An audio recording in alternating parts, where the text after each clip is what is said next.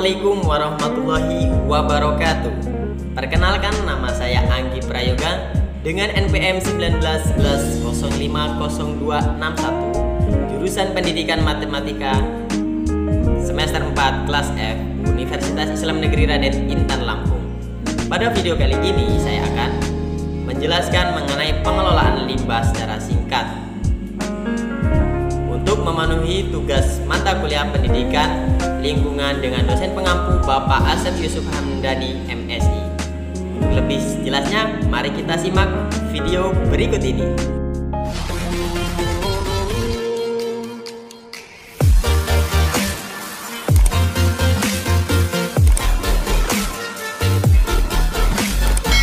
Karena lebih lanjut mengenai pengelolaan limbah, mari kita ketahui dulu pengertian limbah. Limbah adalah buangan yang kehadirannya pada suatu saat dan tempat tertentu tidak dikehendaki lingkungannya karena tidak mempunyai nilai ekonomi.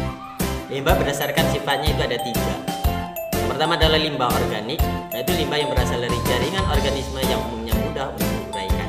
Yang kedua adalah limbah anorganik, limbah yang berasal dari bahan-bahan non-hayati dan umumnya sulit diuraikan. Yang ketiga adalah limbah B3, yaitu limbah yang berbahaya dan berasal dari bahan kimia beracun.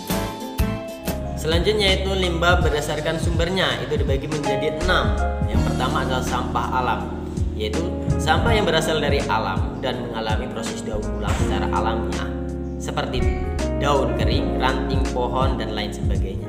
Yang kedua adalah sampah manusia, yaitu sisa-sisa pencernaan manusia seperti feses dan urin.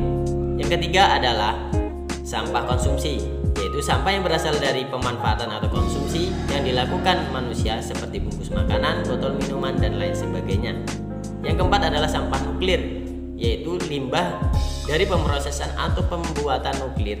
Limbah ini memiliki kandungan zat yang berbahaya bagi kehidupan, yaitu uranium dan thorium.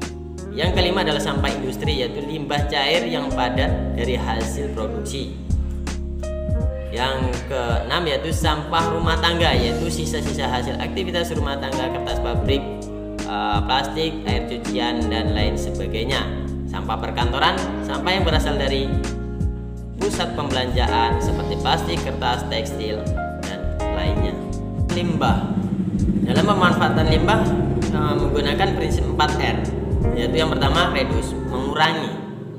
Sebisa mungkin kita mengurangi penggunaan material atau konsumsi terhadap barang jadi sehingga jumlah sampah yang dihasilkan relatif sedikit. Terus yang kedua adalah reuse, yaitu memakai kembali. Hindari barang-barang sekali pakai, usahakan membeli barang-barang yang bisa dipakai kembali. Hal ini setidaknya bisa memperpanjang jangka waktu sebuah barang atau benda menjadi sampah. Yang ketiga adalah recycle, yaitu mendaur ulang. Usahakan untuk memilih atau memilah sampah yang masih dapat digunakan atau tidak. Jika terdapat sampah yang bisa didaur ulang, usahakan jadikan sampah itu menjadi sebuah produk yang berguna. Terus yang keempat adalah replace, yaitu mengganti. Usahakan lebih teliti dalam pemilihan barang atau kebutuhan. Ganti barang sekali pakai dengan barang yang lebih tahan lama, serta usahakan memakai barang yang ramah lingkungan dengan mengganti barang-barang yang sulit didaur ulang. Dan selanjutnya adalah manfaat daur ulang. Yang pertama adalah mengurangi pencemaran akibat sampah, menghemat energi, dan menjaga sumber daya alam. Yang kedua adalah mencegah timbulnya penyakit di sekitar kita. Yang ketiga, menambah pengetahuan dan mengasah kreativitas. Dan yang kelima adalah menambah penghasilan. Selanjutnya saya akan menjelaskan tentang keuntungan dan kerugian pembuatan produk daur ulang. Yang pertama saya akan menjelaskan tentang keuntungan daur ulang. Yang pertama adalah daur ulang menyediakan pasokan bahan baku murah yang berlimpah. Yang kedua adalah daur ulang menciptakan pekerjaan baru dan banyak dari mereka adalah pekerja lokal.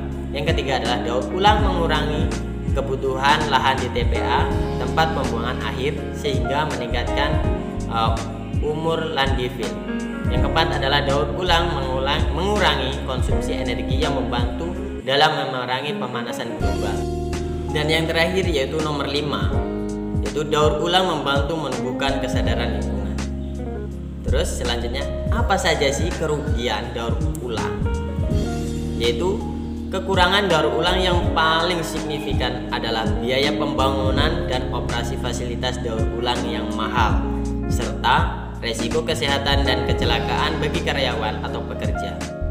Biaya pembangunan dan operasi yang tinggi disebabkan fasilitas daur ulang memerlukan teknologi tinggi atau khusus. Adapun resiko bagi pekerja adalah karena kontak langsung dengan limbah, yang dimana proses daur ulang menggunakan bahan kimia yang berbahaya. Mungkin hanya itu penjelasan dari saya mengenai pengelolaan limbah secara singkat. Kurang lebihnya saya mohon maaf, dan jangan lupa tonton video-video berikutnya. Saya pamit undur diri. Wallahu muwaffiq ila aqwamit thoriq. Wassalamualaikum warahmatullahi wabarakatuh.